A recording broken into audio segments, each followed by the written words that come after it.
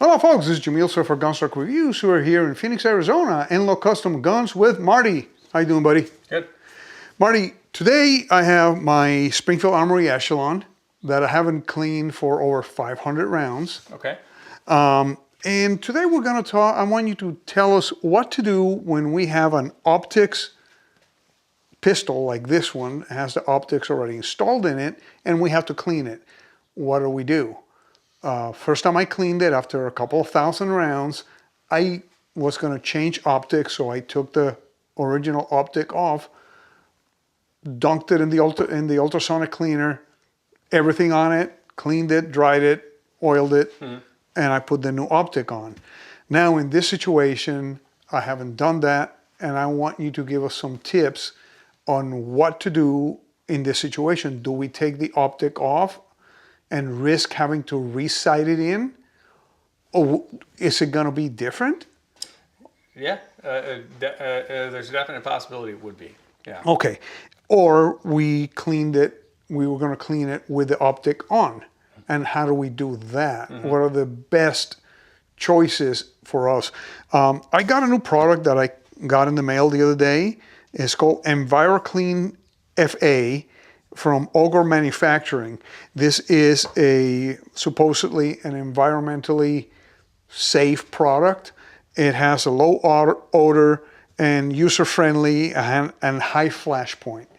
Whatever that means, you explain to me what that means, because I am not a chemist. I just play one on TV. Well, I'm not a chemist either. Oh, okay. There you go. High flash point just means that it would ignite. It would if it's lighting on fire or something. I would assume, I guess. But I know there's other oils out there that have something of a high flash point. You know, I've tried lighting them on fire. I don't know a whole lot about them, but you know, I would assume that either it evaporates at a different temperature, so maybe it could withstand higher temperatures. That's kind of it. Cool. So, what do you think? Should we clean this with the optic on? Yes, I don't really recommend removing optics, but I'm also not a fan of. I'm not a fan of throwing guns in the ultrasonic cleaners either. Oh, I know. I just being lazy, you know. I took the grip part of it, took the fire control insert out. Yeah, I've used a brake cleaner. So I take a kind of brake cleaner, spray it, shake it, it dries, lube, done. And this one, I don't want to do that with the upper because it has the optic on. I don't want to drench it in brake cleaner. So I already took it apart for you. So have at it and show us a good technique to do this. Okay, here we go. So this stuff serves as a CLP, cleaner, lubricant, preservative, right? And my main reason for not taking off the optic is, I don't want the zero to shift, and it isn't that big a deal. I personally would just simply clean the gun, right? And it doesn't need to be something super hairy, but I'm just going to come in and start wiping off where all the carbon's at.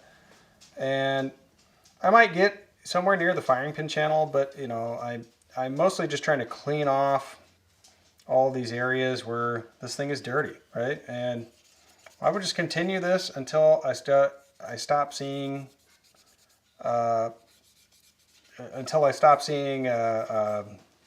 just black come out, right? I mean, obviously this thing's pretty dirty.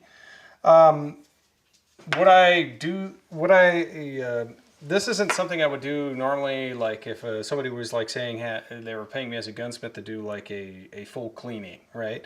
Full cleaning, I would go a lot more in depth. But as far as like what you need to do on a day-to-day, you put a couple hundred rounds through this, you're just wiping everything off, right?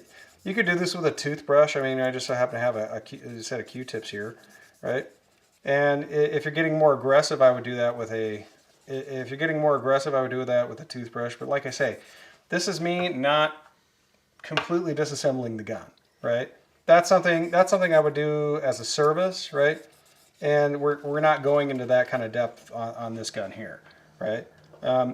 But like I would pull the entire frame out as far as that goes. I would pull all the components out of the frame, and you see even up here, this shouldn't be that dirty, but really, especially if you have like an oil that conditions something, it's good to just kind of wipe all the stuff out, because there could be something in here that's loose, right? And I'm just hitting all the spots. And you see as I'm going here more and more and more, it's like, okay, I'm coming up with cleaner Q-tips here at some point. And I'll wipe all this out in the meantime. And I only started with a few drops. In fact, I spilled some on the table and just keep going back for more. This stuff's liquidy, right, as far as that goes. It's not, I could see it probably wouldn't gel up very much, which is a good thing. And it's the dissolving the gunk pretty fast too, isn't it? Yeah, I mean, see, I mean, we already got cleaner tips here, right? Let's see here. I'll throw some more on. Yeah, it definitely runs out. I've used a lot of cleaning supplies in the back. In the past. One thing says in the thing is low odor. I don't smell it. I'll smell it. Yeah. So which is good. Yeah. I know some other products that you can, there's other brands that I've used in the house, some board cleaners, specifically board cleaners, that you clear a household. And I got yelled at the other day because I used some of the other brand of board cleaner in the laundry room, and the whole house was stinky. Yeah. So I got yelled at. Yeah, that makes sense. So yeah. So what we're doing here is something that viewers can do at home. Just how often should we do this? Should we do this every time we go to the range, or? It's up to you. Yeah. You see, I'm not being super harsh with this, right? I mean, I see it clean already. Yeah, I mean, it's fairly clean as far as that. That's enough to go shooting again, as far as I'm concerned. And I'm just going to do the white glove test. There's still something there. But it is not much. I mean, it's just, I would be happy to go out and look at that. It's just from the first one, that was that one, and to now that is just, you have to scrub to get some dirt out of there. Yeah, we could, like I said, being lazy, I could stick it in the ultrasonic and leave it there for 10 minutes, but then I would have to remove the red dot. I would have to resight it in or whatever, so I don't want to do any of that. Well, let me put it this way: does a gun need a white glove treatment in order to fire? No. No. So really, what we're doing is we're getting rid of most of the carbon there. Yeah. We're getting there's chunks that kind of build up underneath the extractor. Yeah. There's back here. There's those are areas that you're looking at. As far as like the barrel is concerned, I mean. Yeah, you could put a few drops in here. I grabbed a brush so we could just sit here and run this thing back. This stuff does stick to your fingers, but I'm just kind of getting some of this stuff in here. Yes, I'm using a brush with just a piece of brass rod here, and clean this thing off real quick. I mean, that's. Clean easy. Clean the ramp a little bit. Yeah, clean the ramp a little bit. And that should be enough for this pistol to go back in the range. Just lube it a little bit and go back into. And we used only a few drops of this liquid. I mean, literally, we just punctured it and dropped a couple of. I think we spilled more on the table than what we used. That's what the inside of the barrel looks like, and the barrel looks just fine as far as like it's a visual. I mean, could there be something on there copper wise? Yeah, absolutely. But this is a pistol. It's not a rifle. I don't need to worry about that quite so much, right? But as far as I'm just wiping it off, just put as far as that goes. Now, when it comes to the optic itself, right? And I would probably do it as one of the last things, but what I would do is take one of these Q-tips and some denatured alcohol, and I would clean the lens and the emitter. Yeah, you don't want but you can see, generally shooting, you'll get like a blast of like debris and other stuff that just you'll get powder kind of deposited on the front lens, right? And obviously you might get some dust down in here. So you would just want to be mindful of that. But what I would do here, let's say we got, just trying to get a drop of that stuff in there. And if I was making it, I don't want it too wet, but I want it, you certainly don't want it dripping out, right? But you see how that's wet, but it's not dripping? Getting a little bit in there. I got maybe just a little bit too much inside here. So I'm just kind of wiping out the excess, but it's moist, it's not dripping. That's about as much oil as anybody really needs in a pistol. And from here... If you look at that, you wipe that thing and it's just minor carbon there. Yeah, and I mean, I still have some of this on my hands, so I might just, if really I needed to, I'd wipe this whole thing down. Now, mind you, I haven't touched the optic yet, and like I say, this stuff spreads out fairly good, but it is liquidy. And then I would wipe this whole thing down. I would want it dry afterwards, because oils are a preservative, right? We're trying to prevent some of that oxidation that you get with rust or sweat or salt or any of that other stuff. And then as far as this goes, I would do the exact same procedure, right? I would come in and yeah, this thing's fairly dirty. If it were, you know, I obviously am a little more capable, so I might actually pull out the whole chassis. I don't really recommend that, but you know, we've talked about this, especially if you got like a spray blast or something like that, you know, like a spray oil and then an air hose or even compressed air, that works as well. But really, you know, it's nothing is going to prevent this thing from shooting if I don't just go, okay, here's a few drops on a Q-tip and just get everywhere you can.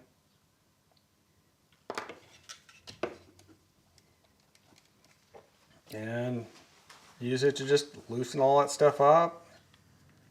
And it's getting different portions in the frame. Now, there is one thing I will maintain here, is that you don't really want a ton of moisture inside of all of this. And the reason why is because that moisture, really where it grabs, you're going to see carbon collect there, right?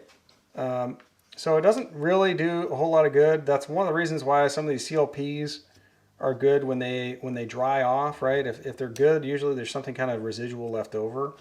But I don't need to pull all this whole spring kit out, you know, and this is what I would do to my guns. So, I mean, you want to know something real, there's something out there with machinists, same with gunsmiths, same with everybody else. They'll say, if you ask 50 of them how to do something, you'll get 50 different answers, right? So this is what I do, and this would be pretty much enough for just about anybody to do safely at home. And I might, like I say, use like some compressed air or something, or canned air, and just air hose it out just to make sure there's no excess debris in there. But I'm not sitting here for 15 minutes. And if anything, maybe some of that oil kind of works into some of the spaces it hasn't hit yet. And that thing's coming out fairly clean. So one of the last things I'm going to do here, and this is no joke, the last thing I do, because afterwards I've kind of just wiped this whole thing down, right? I'm going to take some denatured alcohol. I mean, you know, it actually comes out of there. You know, you could do this with Windex, right? It's not necessarily needed, but look, the front of the lens itself, right? Denatured alcohol works just fine, cleaning off stuff here, right? And I got a wet side and a dry side, and then if you need to, yes, you can come in here in the back, once again, and it might be a little wet. You would want to make sure that there's no debris inside this like enclosed emitter right here. So that would be an ideal spot to compressed air, or at least not compressed air, but canned air. Compressed air might be a little much for that because you don't want to disrupt the light emitting diode there. But for the most part, I would just wipe that down, and it's not going to hurt anything. That would be my sole source right here with these open emitters. Is just make sure there's no dust in there, and yes, you could have like dust and debris as you're carrying it could land up in here. And those are the things that I would do specifically when I was cleaning a gun with an optic on it. So after that, we're set. Thank you, Marty. Appreciate it. Gave me a couple of good ideas of what to do, what not to do with, optics pistols. I mean, I just don't want to have to take the red dot off, or green dot in this case is a Viridian, and it's properly clean.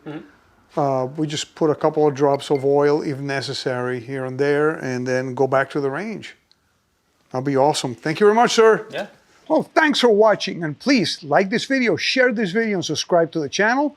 Please remain healthy with Hygienol products, and stay safe, and definitely have fun at the range.